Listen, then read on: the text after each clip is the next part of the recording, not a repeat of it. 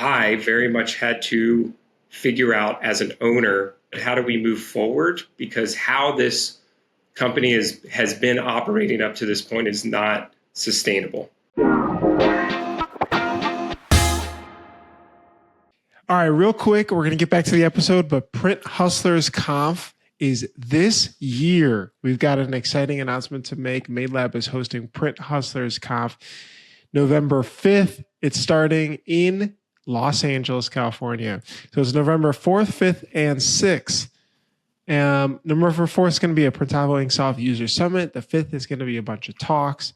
And the 6th is going to be a really cool tour of the Bellin Canvas Factory here in Los Angeles. So just head to printhustlers.com. You can grab your tickets for your shop, your family, your cousin, your mama, everybody.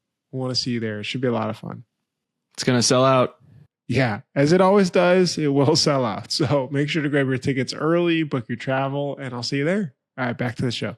You need a solution to improve efficiency and reduce costs in your art department. If you go to 1-900hotstuff.com, you are going to find Graphic Source. Graphic Source offers industry-leading outsource options for your shop by truly becoming a part of your team.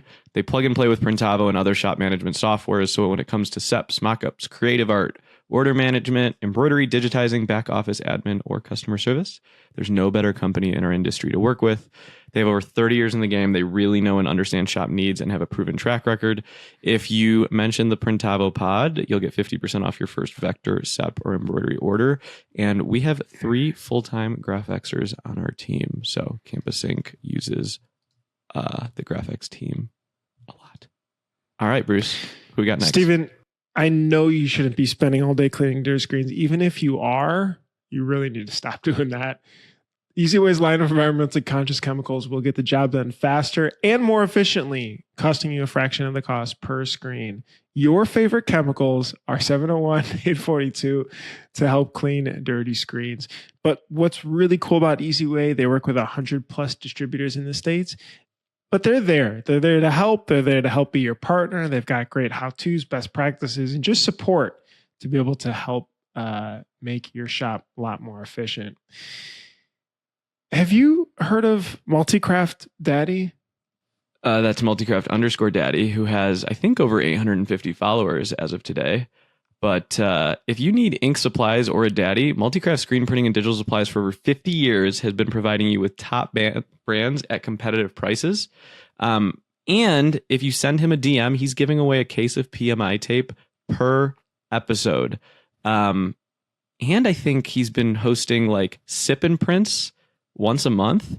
Multicraft Daddy is getting after it, and he's doing a killer job. So give him a follow and shoot him a message and mention the Printavo pod. Thanks so much, Multicraft.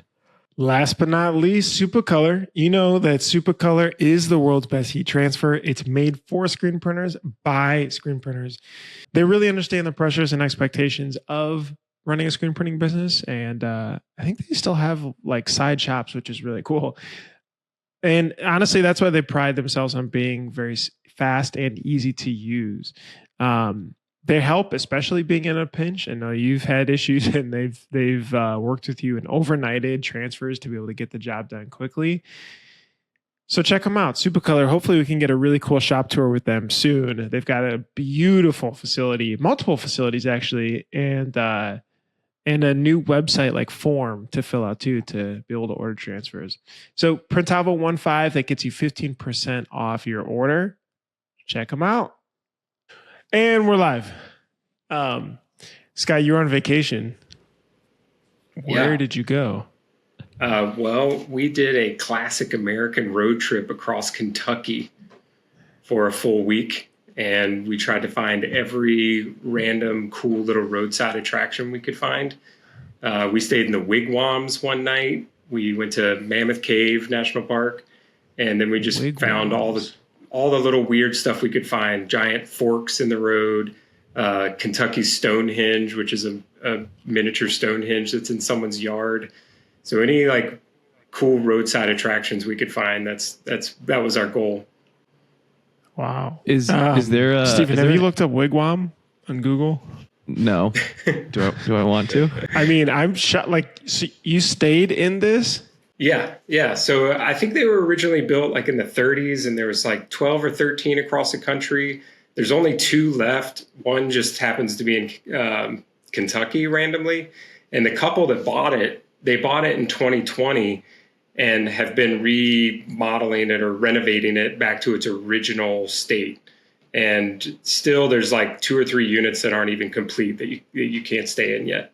Whose idea was that? The road trip idea? No, the wigwam idea. Is this a Scott thing? No, my wife, Brandy, she found the wigwams in our kind of search to find as many oddball roadside things that we could find. Because we intentionally wanted to stay in like roadside motels and really try and recreate like a classic family road trip. Like an Oregon Trail.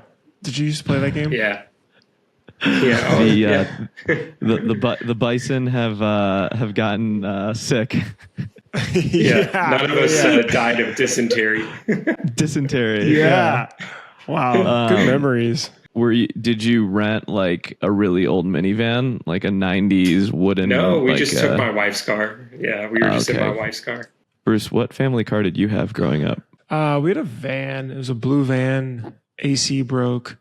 Which is fine as long as the heat works, because being in Chicago, you could just roll down the windows and be fine. Yeah, that was ours. I don't know. I don't remember what kind it was. We road tripped in a Pontiac minivan, and then when we got to high school, we got the SUV. It's like the world of Suburbans. Nice. The world of Suburbans. Yeah, we didn't do road trips though. No. Did you do road trips? We would road trip to Florida every year. Scott, where did you grow up, Scott? So I grew up in Southwest Virginia, which is actually where I am now, back in Roanoke, Virginia, which is in Southwest Virginia, like Blue Ridge Parkway, Blue Ridge Mountains, all in the middle of a lot of nature, which is really awesome. So we're very fortunate here. Were you still pretty plugged in when you're on vacation? So this particular trip, no. I specifically went on this trip to unplug. One of the first trips that I've ever not taken my laptop intentionally. Oh, you didn't bring a laptop? No. That's next level. Yeah. Or an iPad or something? Well, I mean, I have my phone, but like no tablets, no iPhone, or no laptop, and just specifically kind of left the shop to its own devices. And, I'm trying to do that more and more to be a little bit more unplugged from the day-to-day operations here. Scott, how long were you gone for? You said a week. We were gone for a full week. Yeah. Okay, this is really interesting. Was it? And you're pretty hands-on. Those that know Scott Garnett, King Screen, King Lean. Was it harder for you to let go, or for your staff to just accept that you weren't there? Actually, can you talk about that? I think this is really interesting. It's definitely harder on me because I'm, King Screen's 17 years old. And for the majority of that, I've been definitely full-on, hands-on involved 100% in kind of a lot of the aspects of really got my hands in all the jars here. And that's been the biggest challenge for me personally, is to unplug as an owner and not be involved in looking at every print, making adjustments, helping to stage jobs every day. And my first step back from things was definitely backing away from the office. Getting office staff has been vital for us, for me personally, to be able to back away from that. And how, before you left, and if you don't follow King Screen on Instagram, you need to go do it right now, because Scott Garnett does a ton of 2-second lean, probably one of the most organized, detail-oriented shops. What was it like before you left for vacation?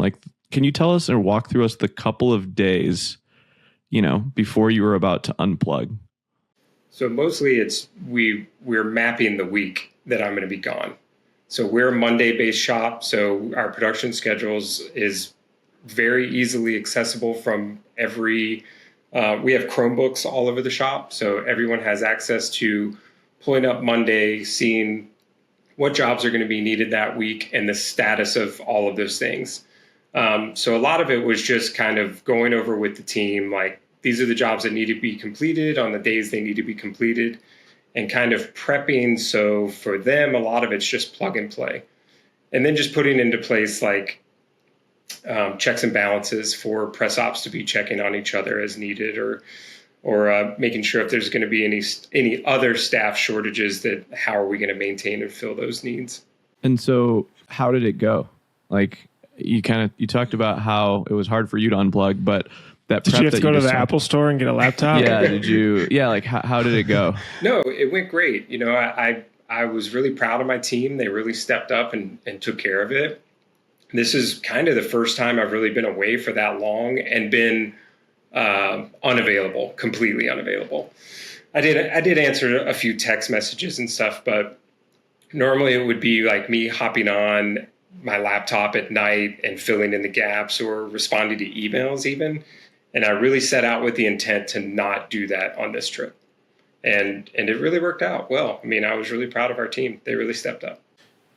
Did you bring or like schedule wise, was it like Steve and I have talked about this? We're on vacation recently. Are you checking email like once in the morning, once at night? Or like, because I feel like having that sort of regimented schedule helps a little bit with not being just constantly checking on Slack or constantly checking for text messages. And maybe you just didn't have very good service, you know, in the wigwam. Right. No Wi-Fi there. But yeah, what was that like? Yeah, I mean, just by nature, I was checking my emails as normal, just browsing like what's going on, mainly looking for fires, looking for issues, any like major failures that might be happening, but none of that arose and didn't really, you know, besides just kind of looking at it to keep track of it for me personally, is maybe more of an addiction than necessary. Yeah. But I agree. I was in Italy for 10 days with my wife, and we have a really strong team, and they wanted me to like really unplug. Like I deleted Slack for half of it, downloaded it for one half. But I found myself compulsively checking, like trying to find or digging things out. And it was very, very hard for me to like not check it, so much so that I had to delete the app.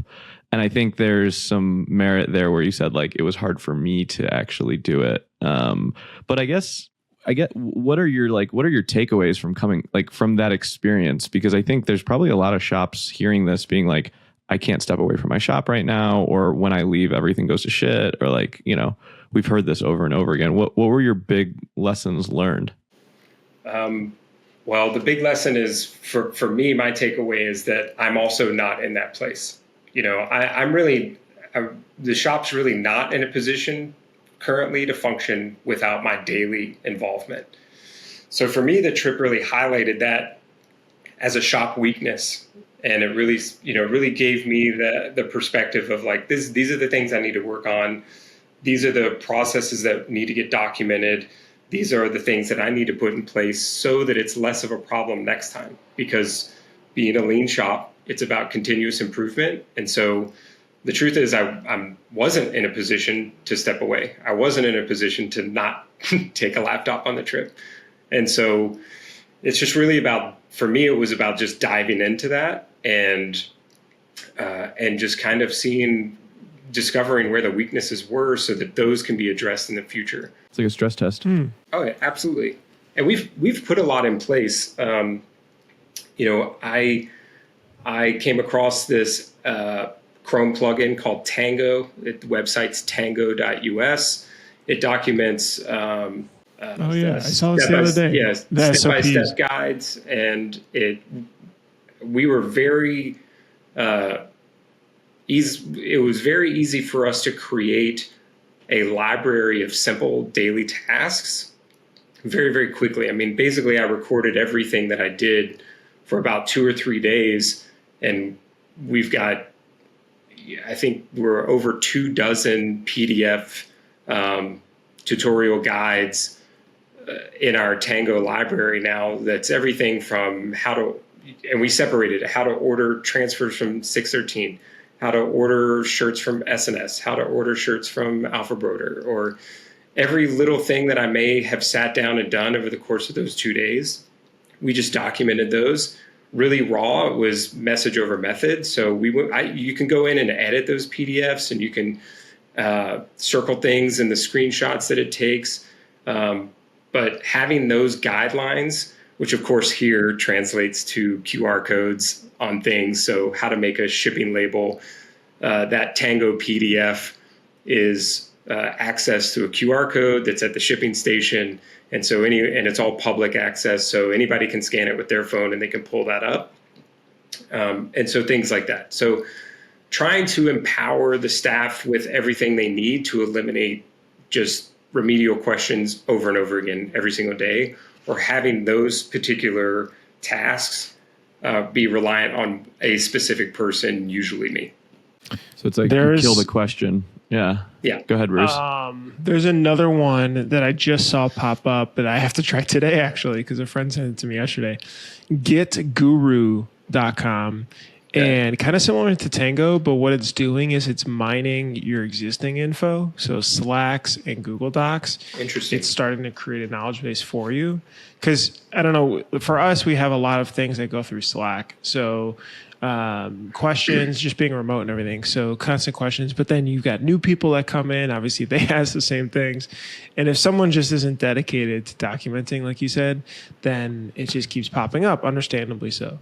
So anyway, I'll let you guys know how it goes. With one of the principles of Lean that we really put in place here is putting the answer where the question is. So that's why at the shipping station, we have a QR code that accesses that Tango sheet for how to make a shipping label, because anybody's going to walk up to that shipping label that maybe isn't just proficient in making shipping labels. They're going to have that question. So how do I make a shipping label? They're going to come get me, or they're going to come get somebody else if they're filling in for someone especially. So that was the intent that we put forth right out of the gate, is to put the answer where the question is. And so they can walk up to that shipping station, they can scan the QR code that's labeled how to make a shipping label, and it pulls it all up. How to plug everything into ShipStation, even how to print it out, make sure that the printer's settings are all correct, and our SOPs for how the labels even go on the box. I went down a QR code rabbit hole around the shop and was doing a bunch of stuff. And then I realized no one was scanning them. Do you find that your team, and I think it's a culture thing, do you find your team actually using them? Yes, because I've kind of gotten less forgiving about those questions. I've even joked here in the shop about printing myself a series of shirts that have on the back say, "Have you looked at the proof yet?" And so when I'm sitting at my desk and my staff comes in behind me, they can see the big question that says, "Have you looked at the proof yet?" So a lot of it was just kind of maybe tongue in cheek that way, but not so militant or hardcore, but that's what it's for. And then we train for that. Like, this is how it's done. This is what you do. If you have a question, if the question is not readily available in that area or that station, then we make it. You know, I went through a period of time where anytime anyone asked me a question, I would pull out my phone, I would make them record me answering the question or doing the task or doing whatever, and then that immediately goes to an unlisted playlist that we have for internal SOPs and training videos. And then we spit out a QR code, and then we put that QR code in that place. So the top of our heat presses have QR codes for how to set the time and temperature on the heat press. We have in front of the heat presses against the wall, every station has about, I think, 13 or so QR codes stuck on the wall now. That's everything to how to load a shirt onto the heat press for a left chest print, to workflow videos, how to even set up the station, because we do it so there's a stack of transfers on either side. And then even just workflow videos just showing this is kind of the dance of being at the heat press, because they're dual stations. So we're loading the shirt on, putting the transfer down, pressing, so on and so forth. And then we have things in the screen print area as well, like how to turn the dryer on, how to adjust time or belt speed and temperature on the dryers as well. But everything, even in the restrooms, we have QR codes on our toilet paper dispensers, how to change the toilet paper roll. Here's where the key is. The key's hanging there. The key's labeled because they're industrial dispensers.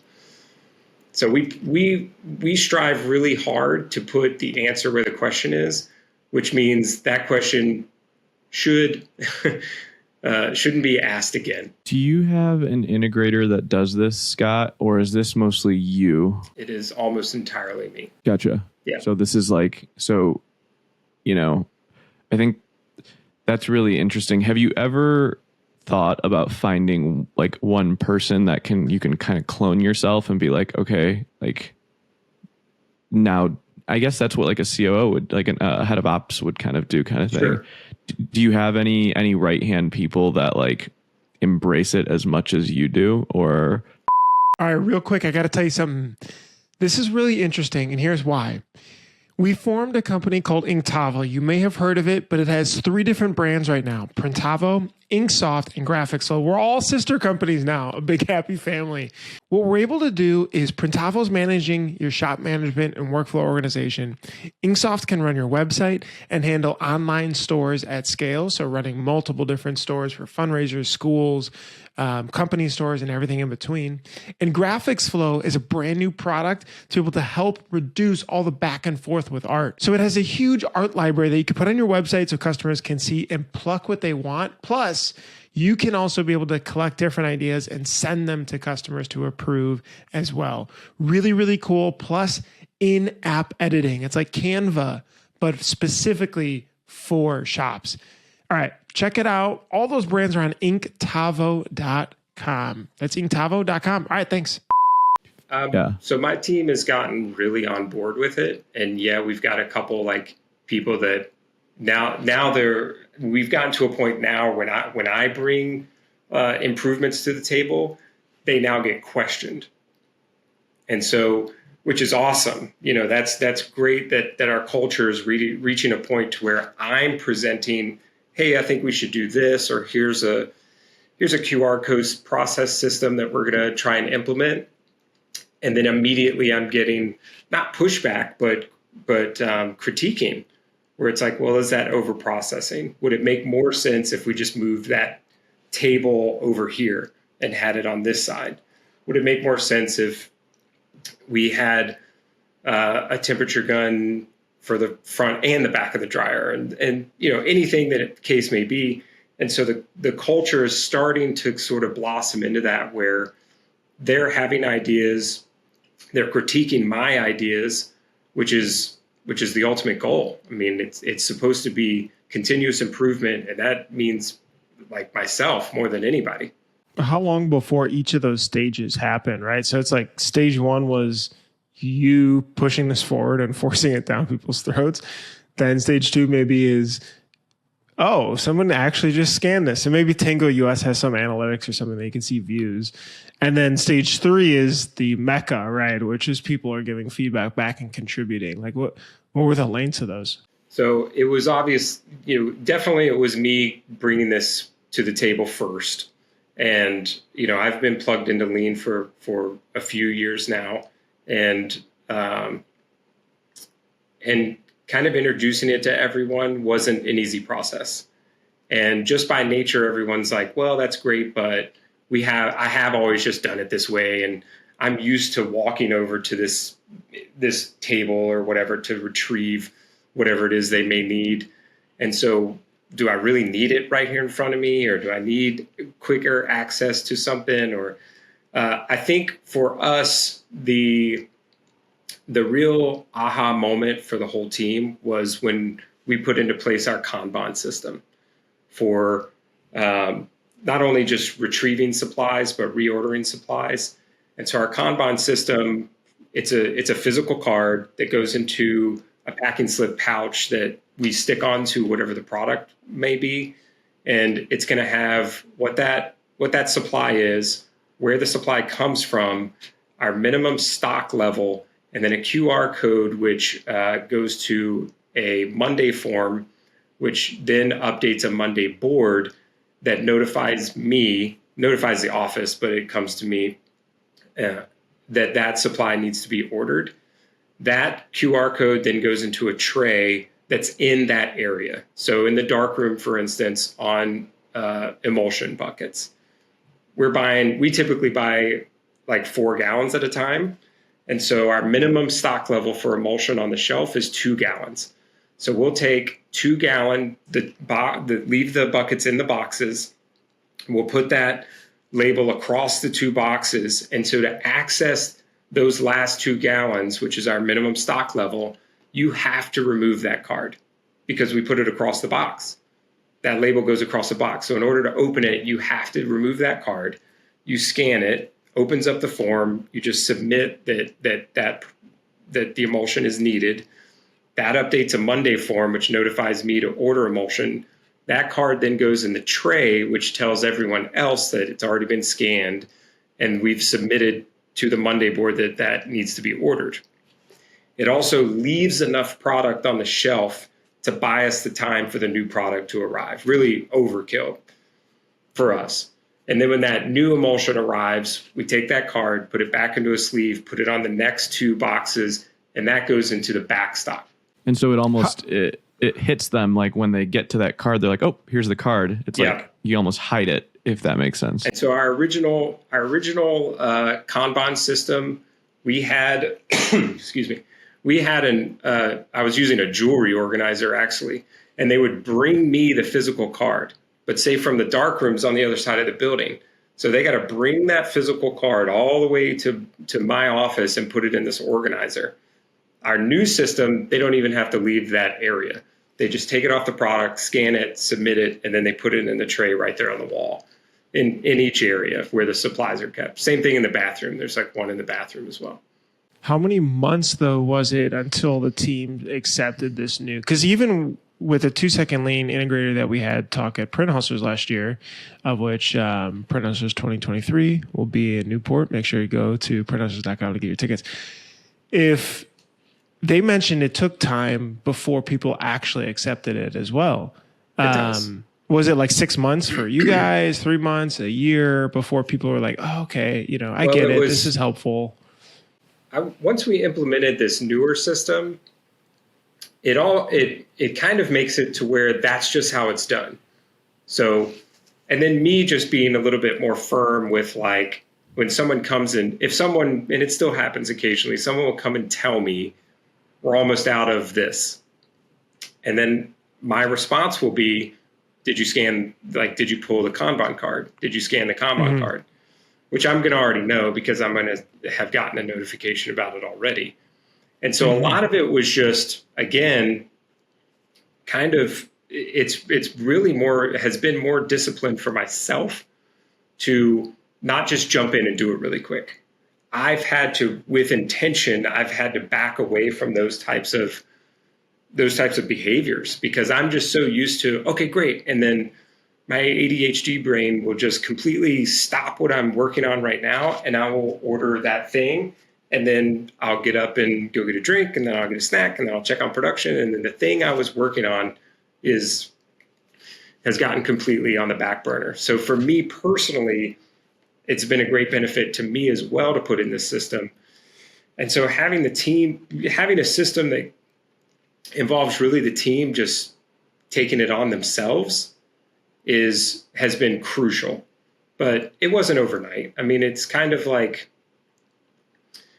I don't know if 6 months, but definitely a few months of just like, this is how we're doing it now. This is how this is the process now.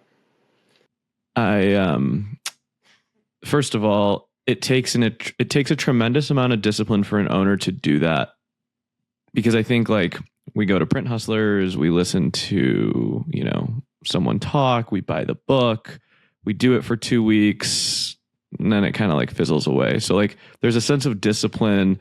And I guess like as an owner, if you are going to be the integrator, you have to be the kind of circus clown a little bit, absolutely, and run around like with your head cut off. But now what I'm hearing is there's enough in place and it's kind of sticky enough where you can leave the shop and things will still run. Was there, when you were on vacation, did you find things that people maybe skipped just because they're like, yeah, Scott won't notice this? No, nothing stands out to me like that. Some of the highlights that I took away from it were more like issues of, oh, I'm the only one that orders that. Because some of the QR codes, they're fully automated with Zaps, where it just sends an email to our Saudi rep and sends an automated email that says we need 4 gallons of emulsion or whatever it may be. And that's that. When they scan that code, the QR code skips the form and just the Zap sends an email. Some of the other things were, well, I'm ordering that. One of the current things we're trying to overcome is how to find a more streamlined, automated way to order things from Amazon, because not everyone's going to be logged into our Amazon. So how do we resolve that? Because that's something, what that highlighted was, I'm still too directly involved in ordering certain things. But as far as the team skipping steps, at this point, we don't really have that problem. That's interesting. I wonder if you could like have an Amazon shopping, because it's Amazon Business. I think you can make profiles now, but it's like if they scan it, because you buy like the same products from the same spot every time. You're very religious about that. Yeah, that's interesting. Does anyone else in the shop have buying power to be like, here's Scott's credit card? Yes. Yeah. Yeah. So it can be done. My it's office just like manager. Yeah. Yeah, it can be done. I think what we would have to do, probably the easiest thing would be just to have my office manager's computer logged into our Amazon. And that would be the quickest solution. Do you think that like, or how did you really be able to carve out the time to do all this? Because I mean, and this is a lot to build the right Zaps, print out the QR codes, make sure they're up to date, do all this stuff. And I think a lot of people, to what you're saying, Stephen, want to do this, but it's a matter of actually carving out time or just valuing it more importantly than the day-to-day task. Was this something you were hacking away at nighttime for a while? Or some of it, did you just say, I'm not doing this like other work and I'm totally focusing on this for the next week to get it off the ground? When we first started diving into building our Tango library, I absolutely just kind of put everything else on the back burner. And I very much with intention set out to, okay, everything I do this week, I'm going to document. And, like again, continuous improvement. So I'm going to make just something. I'm just going to document it, and I can come back and edit some things or change some things, or maybe the screenshot it took would be better if I circled the button in the screenshot, or all the things you can do in the Tango interface. But out of the gate, I just recorded the raw. Anyone that's around me very long, and everyone in the shop that comes in the shop, is going to hear my lawn metaphor. I have a lawn metaphor that I use, which is you mow the lawn and then you come back and trim. And so I've applied that concept to how I've approached implementing lean into our shop, which is let's just get the bulk. Let's put up the raw footage straight off of my phone that's got all the stuff going on in the background. It's not beautifully shot or edited. The whole point is the message, and just get that up. And then if the process changes a little bit, or if I'm watching those videos and someone's like, but what about this? Then we can make a new one and we can improve it. And so a lot of it was just about getting the bulk done and then going back and addressing the more detail-oriented aspects that we may need to add in, or maybe have a separate SOP for. But yeah, I mean, the out of the gate, I would say I did just have to set out with intent to specifically to implement these things. Scott, did you go to like a Tony Robbins show and then have this like lean revolution? Where was your shop before, and what, like, because did you get super pissed at someone tapping on the shoulder? Did something happen? Like, it's almost, I almost from an outsider's looking in, it's like someone was really not happy with their health and they just flipped their life around, kind of like what happened? What was the inflection point in your business where this just turned on? Can you talk to us about that? Yeah, because I can pretty much tell you exactly when it happened, and we want all the gross details. Yeah, get into we the want details. all the details. Yeah. And back to Bruce's point about time.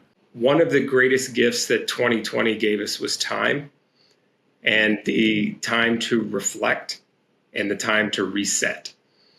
So up to, well, about 2006 to 2019, I spent a lot of time, like most people, just banging their heads against the wall. 2020 was a catalyst for a major shift in our company entirely, and with me specifically, because I very much had to figure out as an owner, how do we move forward? Because how this company has been operating up to this point is not sustainable.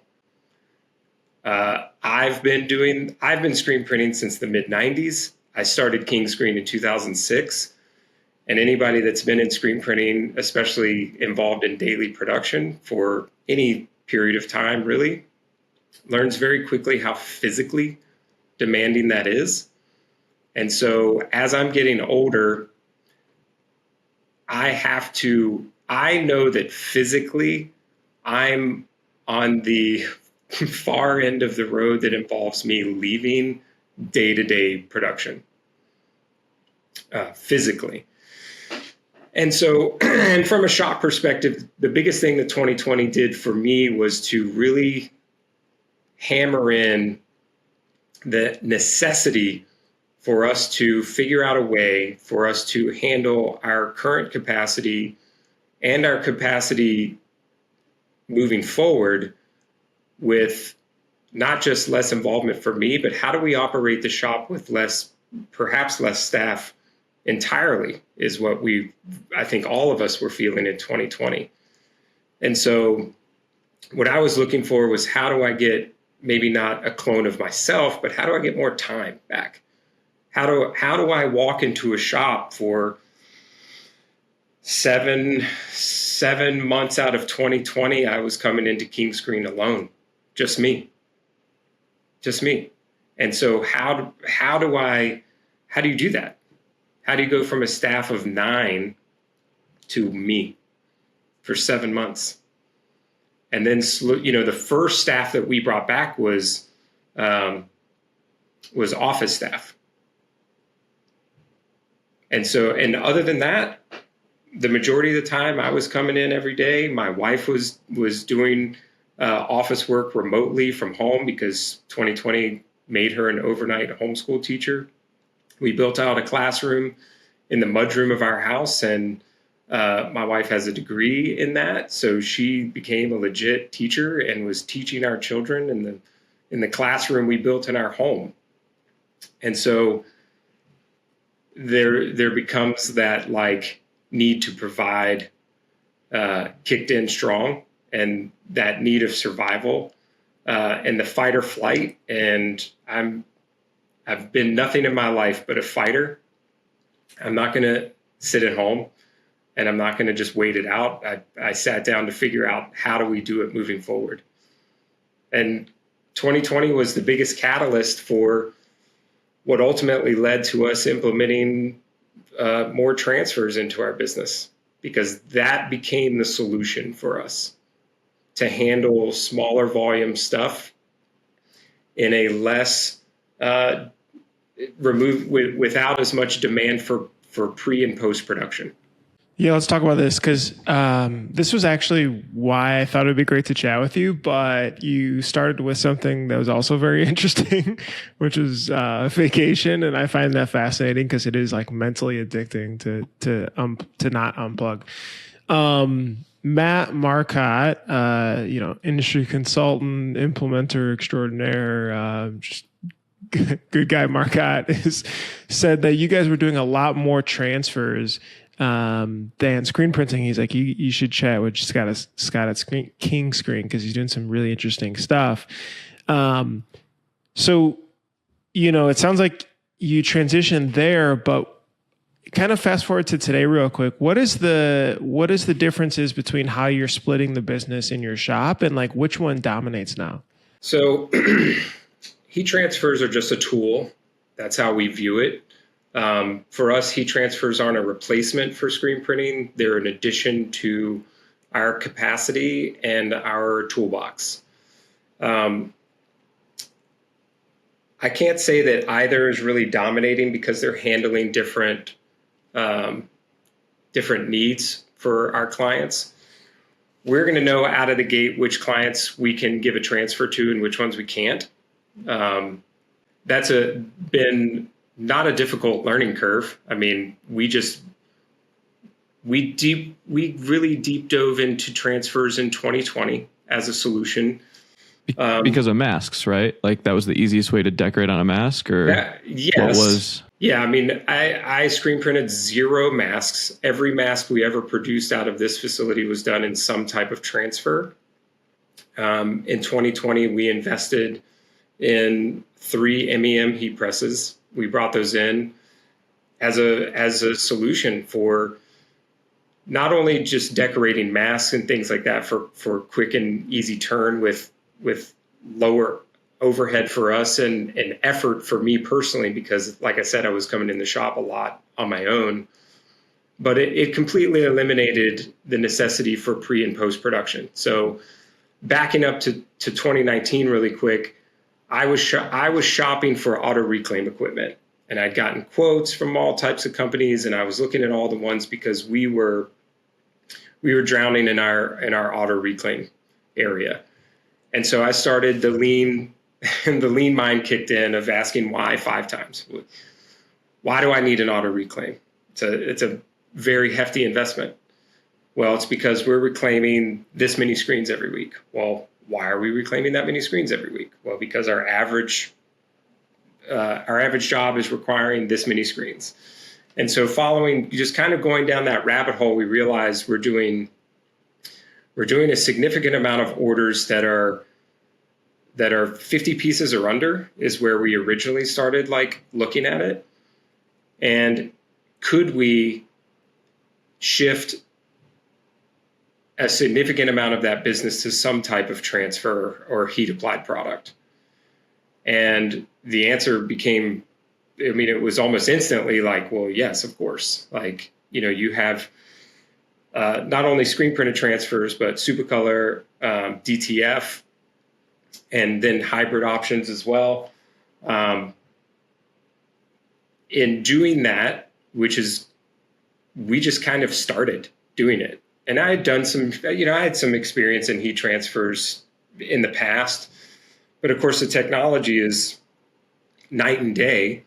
I think at this point, anybody watching this podcast is going to be familiar with Supercolor. I told Rem that Supercolor was the Amazon of heat transfers. That's going to go right to his head. Damn it, Scott. Why'd you do that? Gosh, Rum, if you're listening to this, all right, you can be the Amazon of heat transfers. Fine. So, but and then of course DTF has had a significant impact on this industry. It's going to continue to, in a major way. It's not going to kill anybody's shop. It's not going to ruin the industry. It's not going to kill the screen printing press sales or anything like that. I don't believe any of that. Again, it's just a tool in the toolbox, and it doesn't apply to all things. We don't look at heat transfers as a replacement. We just look at it as an addition to a shop's capacity with a much, much smaller investment and a much, much easier trainability. So it allows the easiest way to scale a shop in both equipment and equipment investment, and also investment in team. I mean, if you want to look at just compare the difference between training someone fully to run an automatic screen printing press, to be fully proficient in operating an automatic screen printing press, versus training someone to operate a heat press. For us, it's night and day. I mean, you can have someone up to speed in confidently doing a heat transfer job in 30 minutes, an hour tops. Bruce can operate a heat press. Well, there you go. I don't screen print peel very super well. but Might be a little crooked, but it's going to go on. Scott, if you look at a percentage of your business, what percent of your business do you think you now heat transfer? If you could guess. If I had to put it in a ballpark, I would probably say we might be crossing into the 40%. Wow. Yeah. But it's different, it's for different jobs, right. So we're not necessarily we're not replacing screen printing with transfer products. What we're doing is in my opinion, we're using the best tool for that specific job. I mean, when you get an order, and this goes back to what I was saying about auto reclaim, once we started implementing switching a higher number of jobs to some type of heat applied product, what I found out is when I went back to my reclaim needs, I was back to a place where I no longer felt I could justify investing in an auto reclaim. And that was a big moment for me when I realized we can have a significant increase in our output capacity while decreasing some of our pain points, which at the time was reclaim. Yeah, I have a funny story. We print for the Greek system in the sororities, and sororities all order crop tops. It's a thing, and they did this whole Candyland design, probably 100 pieces, and the student put in that she wanted DTF, and we screen printed it, and then she messaged us like, "Why isn't this DTF?" And I'm like, "No, it's better if it's screen printed. It's fine." She's like, "No, we wanted DTF," and I was like, "Here you go, shit." Well, so anyways, and so I was like, we reran some of it because they wanted, they wanted some different colors or whatever, and we ran it on the DTF, and I asked our team, and I was like, wait, it took 30 minutes to print and about an hour, 45 minutes to heat press. We probably should have just DTF'd that from the start. And I thought about it. I'm like, wait, you burned 4 screens that took, 30 minutes to wash out, to do this, to do that. And so it kind of dawned on me, like, if the client is a client that you can put in a transfer, Scott, and I think you made a point there that says, like, not all clients are transfer ready with, depending on the brand and kind of what they want, but almost setting a threshold like, hey, if it's 50 pieces, more than 2 or 3 colors, it's getting a transfer. If it's 100 pieces under this many colors, it's getting a transfer. Do you have rules set up for your team, or do you still kind of like toy with what can be a transfer, what can screen print? So right out of the gate, we're gonna make a decision on whether or not a transfer is appropriate for that customer. Okay. So appropriateness. Okay. Yeah. Is it going to be the first decision? Because we're going to know our clients, our core clients, we're going to know them well enough of what we can get away with and what we can't as far as giving them a transfer versus a screen print. Some of our clients we've worked with for 12, 13 years, and we've screen printed their stuff for that long. Some of them we approached out of the gate and said, hey, you've got a 7-color left chest. And you're ordering 100 shirts at a time. And your cost is this. And in the back of my mind, I'm thinking 7 screens to mesh, you're looking at the bigger picture of creating all of those screens to run even 100 shirts. That's a lot of labor and cost involved that doesn't involve anything being on press, all your pre and post production to consider. And then some of them were just like, a lot of clients we just roll the dice with because we're versed enough with this industry, and I feel like what our clients a lot of times are coming to us for is for us to guide them. We need to be the authority. We need to be the industry expert. So they want a shirt done and they have this design. It's really our job to say, actually, if we use the DTF on this, you would like the print better than if we screen printed it, which I think is what you learned, Stephen. Scott, when you go into, okay, so this is funny because there's this whole debate of like, do my customers want DTF or not? And I 100% agree with you. Sometimes I roll the dice. Whenever I go into a city, or if that has a resort shop, or I go to a music venue, are you always religiously feeling shirts to see, is this transfer or not? What are you finding out in the world? I have some findings, but I want to hear your first. And Bruce, I want to hear yours as well.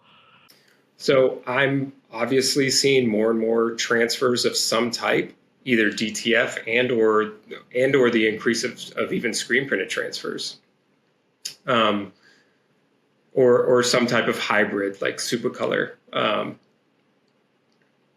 And I'm seeing it a lot more with, of course, difficult to decorate garments, like you were describing with the crop top, for instance. I'm sure your press operators didn't love loading those. And if they were like a Bella Canvas blend, they don't want to stick to the platen. And so what I'm seeing out in the field is more and more transfer product. And so people are getting more and more familiar with that. And it makes it kind of a no-brainer because that's what people are receiving. And I've got to say that there's growing instances of the prints coming out better with some type of transfer than it would if we screen printed it. That's bold. Bruce, what about you? Cali shops. Around athletic, like just specifically around retail, gifting. I was just on like the Venice kind of boardwalk the other day, but all those like little shops, those gift shops for tourists and stuff, it's all transfers. And then athletic stuff is extremely heavy. I don't really see much screen printed. And then also what's interesting is hats too. I think almost all hats are transfers now. You don't really see as many patches, let alone embroidery.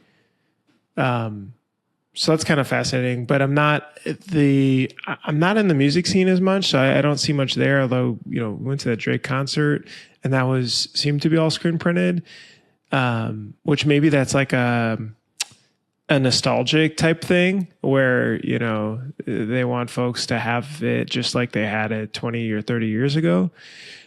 But the rest, I don't think people care. I mean, it could be though. Some of them though have crazy amount of locations though, which is that's what I noticed. I went to a couple different concerts and I noticed, crazy print on the front and then a little back tag of a heat press or something like that, or something on the sleeve, or it's. And what's interesting is I looked at the opener of that concert and then that was all like DTG. And so like, I don't think customers care as much as us screen printers think. Absolutely. I mean, let me clarify that that completely, my statement is completely contingent on what your definition of better is. And that's going to vary, frankly, from job to job. Because my opinion, the greatest deciding factor in the success of a transfer is going to be what is the artwork. Because if it is a big solid circle on the front of a black hoodie, it's going to be bulletproof, frankly, either way. And there's tricks that you can do. I mean, we double press DTF with heavy linen twice, and that softens and mats the print a little bit. But with certain pieces of art, there's only so much you can do. And so, just to clarify, like better is subjective and it's very dependent on art. And for us, the deciding factor more than anything has been quantity, yeah. But Scott, you've also taken crazy prints that would be like a sim process and you've taken them into Photoshop, you've trapped them with some black, and like you've actually really like ripped some of the elements out of the art to get, you know, some breathability. So like it can be done over time. Yeah. If you guys want a little bit of secret sauce, I'll tell you. One of the tricks that we've been doing with DTF is we have been color separating sim process type artwork as if we're going to screen print it, all the way down to generating the halftones, angles, everything. And then I'm rebuilding that file in Photoshop, color layered, and then I'm flattening that image.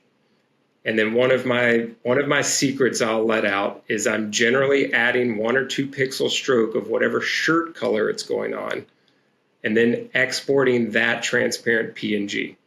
When you get a DTF from a DTF provider that can handle that,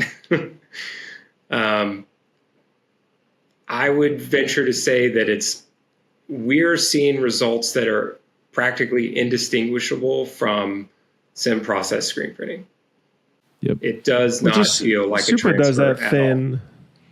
No, it's actually the opposite, Bruce. You're actually like, you're some DTF manufacturers or transfer manufacturers will put a small trim around things, right? And so, Scott, you're trying to avoid that by almost tricking it with the shirt color a little bit. Correct. I think Supercolor will add whatever the background is. They'll make that haze the shirt color if you're specific with them. I think, right? Yeah, maybe that's it. So Supercolor, as much as I love Supercolor, one of their weaknesses, in my opinion, is their difficulty to do open space halftones. And this is something I talked with Bram about. And one of the things that probably needs to be clarified by someone, because I feel like this industry is just like DTF happy. And so everything's DTF. Supercolor is not DTF. Supercolor is DST, which is digital screen transfer. So they're digitally printing the color, and then they are screen printing the white backing. Supercolor does it with water-based ink, I believe, because of course they're proprietary, so nobody truly knows. But Rum, we want to tour Rum. Yeah, come on, wizard, let us behind the curtain. Rum Bezos. So that's the difference. Supercolor is DST versus which has a screen printed white backing, where DTF is all digital. All of it, including the white, is digital. So inherently, DTF has some capabilities that hybrid transfers just can't do yet. And if you is Dennis at Supercolor, and you're specific with them, they can do some things with your art. They have a super great art department, so you can ask them to make some adjustments if you want. So yeah, but no, it's definitely, now granted, if you're printing 2,000 shirts, the sim process, you're going to burn the screens or get a digital squeegee, but for us, and I think what it sounds like for you, Scott, it could be like if it's 150 pieces on a sim process, you might transfer it still. Yes.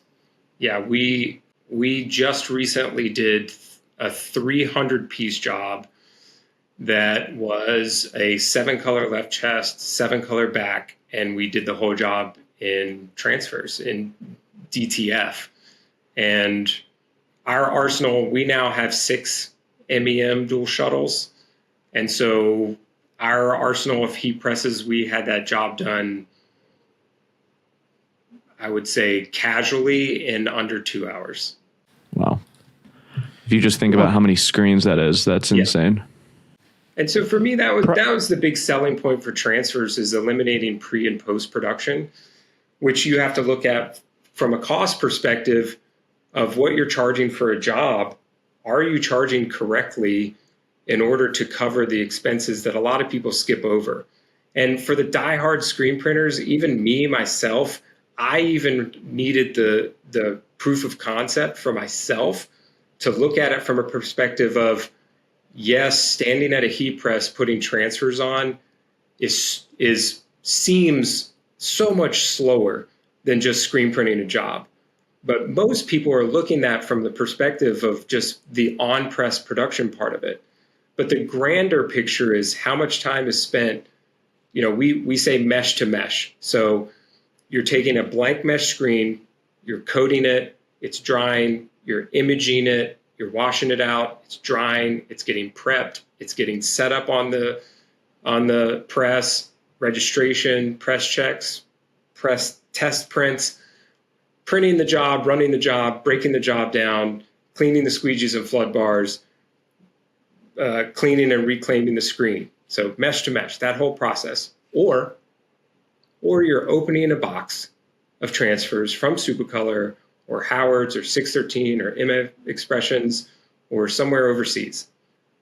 And you're opening the transfers up, you're setting up your heat press, you're pressing them on, you're boxing them up, you're sending them out the door. Now we have regulars that we do that we are now starting to inventory transfers for. We work with a martial arts studio. He orders 50 shirts about once a month. It's the same thing. Everybody that takes his class gets a shirt. This guy is not going to order 500 shirts. I've told him for 10 years, why don't you just order 500 shirts and put them on a shelf? He won't do it. He just wants to order 50 a month. So what I did is it's just a one color left chest, one color back, gold and yellow on black Gildan shirts, easy peasy. We just went to 613. We bought 500 left chests, 500 backs. We put them on a shelf. The guy places an order. We inventory black Gildans here. So when that guy places an order, we send him an invoice. He pays. We go pull the shirts off the shelf, press on the transfers front and back. The guy's getting like a 2-hour turnaround. It ships that day. And we burn no screens. Every single person that's in this shop is trained and capable of running a heat press and doing heat press jobs. And so our turnaround time I will say this, and this will be your soundbite. Heat transfers are a competitive advantage. And so you're either taking advantage of that tool or you're not. And if you're not applying heat transfers in your business, you will lose competitive advantage in your market, period. Mic drop. Clip it. Scott, how can people follow you, get in touch? Give us your handles. Everything everywhere is at King Screen. We're primarily on Instagram, pretty much solely on Instagram. And you give out a lot of tips. You kind of share openly, build openly. So thank you for doing that for the industry. Absolutely. Super grateful. And awesome. I don't keep a book of secrets. So if somebody wants to know something, just message me and I'll be happy to discuss it. I don't gatekeep anything. I'm happy to spill the tea on everything. Also giving free road trip advice. So if you want to stay in a wigwam, hit up Scott. Thanks, Scott. Yeah, thank you. Scott, always appreciating having you on. You're always such a forward thinker, so it's great. Thank you for the time. Right. Thank you, guys. All right, guys, I think that's the show. Thank you so much for listening to this episode of Printlife Conf. We'll see you next week. Bye. Thanks so much for listening. Hopefully that was informative. Don't forget to subscribe. Don't forget to like. Don't forget to hit the bell for notifications if you enjoyed this video. If you enjoy all the stuff we're putting out, it's really helpful. We love to just be able to see it. That means that we're doing a good job. To subscribe, hit the bell for notifications, and hit the like button. And I'll see you in the next episode. Bye.